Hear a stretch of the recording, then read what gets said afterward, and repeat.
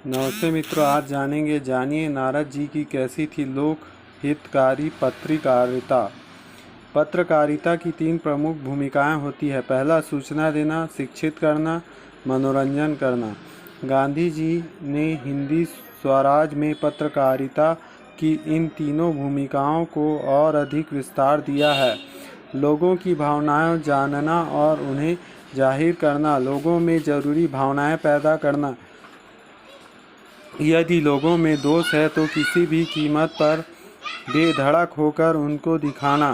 भारतीय परंपराओं में भरोसा करने वाले विद्वान मानते हैं कि देवर्षि नारद की पत्रकारिता ऐसी ही थी। देवर्षि नारद संपूर्ण और आदर्श पत्रकारिता के संवाहक थे।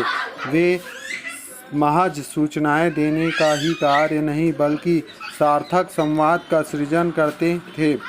देवताओं, दानव और मनुष्य सबकी भावनाएं जानने का उपक्रम किया करते थे। जिन भावनाओं से लोक मंगल्य होता है, ऐसे ही भावनाओं को जग जाहिर किया करते थे। इसमें से आगे बढ़कर देवर्षि नारद घोर उदासीन वातावरण में भी लोगों के सद्कार्य के लिए उत्प्रेरित करने वाली भावनाएं जागृत करने का अनूठा कार्य किया करते थे। दादा माखन लाल चतुर्वेदी के उपन्यास कृष्ण अर्जुन युद्ध को पढ़ने पर ज्ञात होता है कि किसी निर्दोष के खिलाफ अन्याय हो रहा हो तो फिर वे अपने आराध्य भगवान विष्णु के अवतार श्री कृष्ण और उनके प्रिय अर्जुन के बीच भी युद्ध की स्थिति निर्मित कराने से नहीं चूकते। उनके इस प्रयास के एक निर्दोष यक्ष के प्राण बच गए। यानी पत्रकारिता के सबसे बड़े धर्म और साहसिक कार्य किसी भी कीमत पर समाज को सच से रूबरू कराने से वे पीछे नहीं हटते थे। सच का साथ उन्होंने अपने आराध्य के विरुद्ध जाकर भी दिया। यही है सच्ची पत्रकारिता, निष्पक्ष पत्रकारिता। किसी के दबाव या प्रभाव में ना आकर अपनी बात कहना। मनोरंजन उद्योग ने भले ही फिल्मों और नाटकों के माध्यम से उन्हें विदूषक के रूप में स्थापित करने का प्रयास किया हो, लेकिन देवर्षि नारद के चरित्र की बारीकी से अध्ययन किया जाए तो ज्ञात होता है कि उनका प्रत्येक संवाद लोक कल्याण के लिए था। सिर्फ मूर्ख ही उन्हें कलह प्रिय कहा सकते हैं। नारद जी धर्माचरण की स्थापना के लिए ही सभी लोकों में विचरण करते हैं। उनके जुड़े सभी प्रसंगों के अंत में शांति, सत्य और धर्म की स्थापना का जिक्र आता है। स्वयं के सुख और आनंद के लिए वे सूचनाओं का आदान प्रदान नहीं करते थे, बल्कि वे तो प्राणी मात्र के आनंद का ध्यान रखते थे।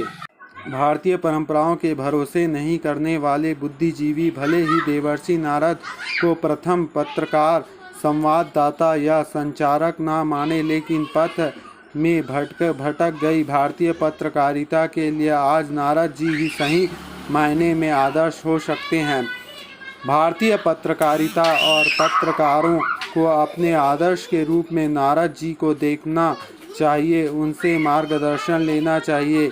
मिशन से प्रोफेशन बनाने पर पत्रकारिता को इतना नुकसान नहीं हुआ था जितना कॉरपोरेट कल्चर में आने से हुआ है।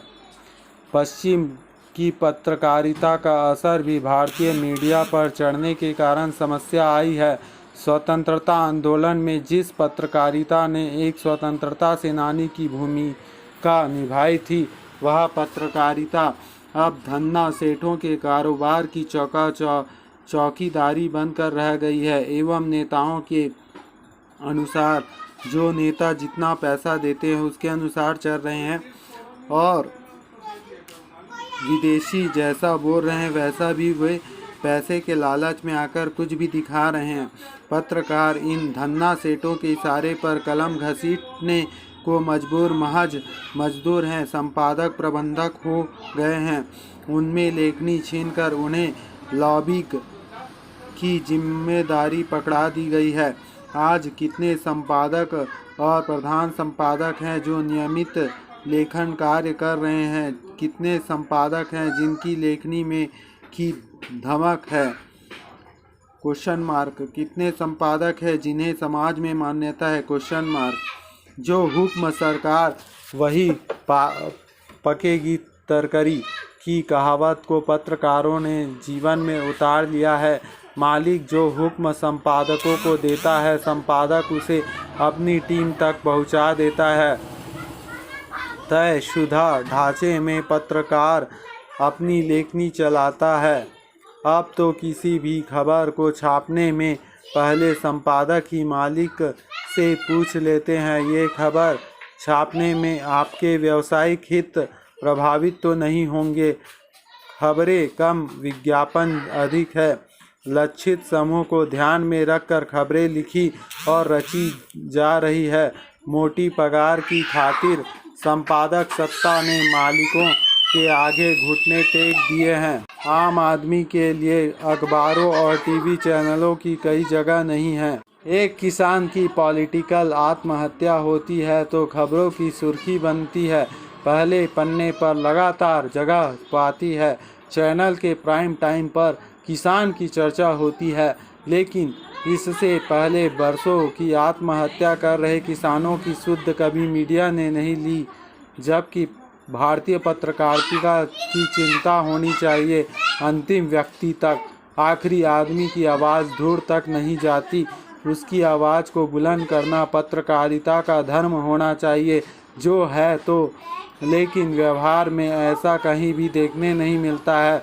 पत्रकारिता के आसपास अविश्वसनीयता का धुंध गहराता जा रहा है। पत्रकारिता की इस स्थिति के लिए कॉरपोरेट कल्चर ही एकमात्र दोषी नहीं है, बल्कि पत्रकार बंधु भी कहीं ना कहीं दोषी हैं। जिस उमंग के साथ वे पत्रकारिता में आए थे, उसे उन्हें खो दिया है। समाज के लिए कुछ अलग और कुछ अच्छा करने की इच्छा के साथ पत्रकारिता में आए युवाओं ने भी कॉरपोरेट कल्चर के साथ सामंजस्य बिठा लिया है। बहरहाल भारतीय पत्रकारिता की स्थिति पूरी तरह खराब भी नहीं है। बहुत से संपादक पत्रकार आज भी असूलों के पक्के हैं। उनकी पत्रकारिता खरी है, उनकी कलम बिकी नहीं है, उनकी कलम झुकी नहीं है। आज भी उनके लेखनी आम आदमी के लिए है। लेकिन यह भी कड़वा सच है कि नारद पत्रकारों की संख्या बेहद कम है। यह संख्या बढ़ सकती है क्योंकि सब अपनी इच्छा से बेईमान नहीं हैं। सबके अपनी मर्जी से अपनी कलम की धार को कुंद नहीं किया है। सब में मन में अब भी कुछ करने की मज्जा है। वे आम आदमी, समाज और राष्ट्र के लिए उत्थान के लिए लिखना चाहते हैं, लेकिन राह नहीं मिल रहा है। ऐसी स्थिति में देवर्षि नारद उनके आदर्श हो सकते हैं। आज की पत्रकारिता और पत्रकार नारद जी से सीख सकते हैं कि तमाम विपरीत परिस्थिति होने के बाद भी कैसे प्रभावी ढंग से लोक कल्याण की बात कही जाए। पत्रकारों का एक धर्म है निष्पक्षता।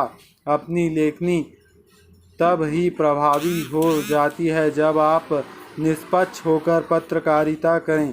पत्रकारिता में आप पक्ष नहीं बन सकते। हाँ, पक्ष बन सकते हो, लेकिन केवल सत्य का पक्ष। भले ही नारद देवर्षि थे, लेकिन वे देवताओं के पक्ष में नहीं थे। वे प्राणी मात्र की चिंता करते थे। देवताओं की तरफ से कभी अन्याय होता दिखता तो राक्षसों को आगाह कर देते थे। देवता होने के बाद भी नारद बड़ी चतुराई से देवता की अधार्मिक गतिविधि पर कटाक्ष करते थे। उन्हें धर्म के रास्ते पर वापस लाने का प्रयत्न करते थे। नारद जी घटनाओं का सूक्ष्म विश्लेषण करते, प्रत्येक घटना को अलग अलग दृष्टिकोण से देखते और उसके बाद निष्कर्ष निकालकर सत्य की स्थापना के संवाद सृजन करते थे। आज की पत्रकारिता में इसकी बहुत आवश्यकता है। जल्दबाजी में घटना का संपूर्ण विश्लेषण न करने के कारण गलत समाचार जनता तक चली जाती है।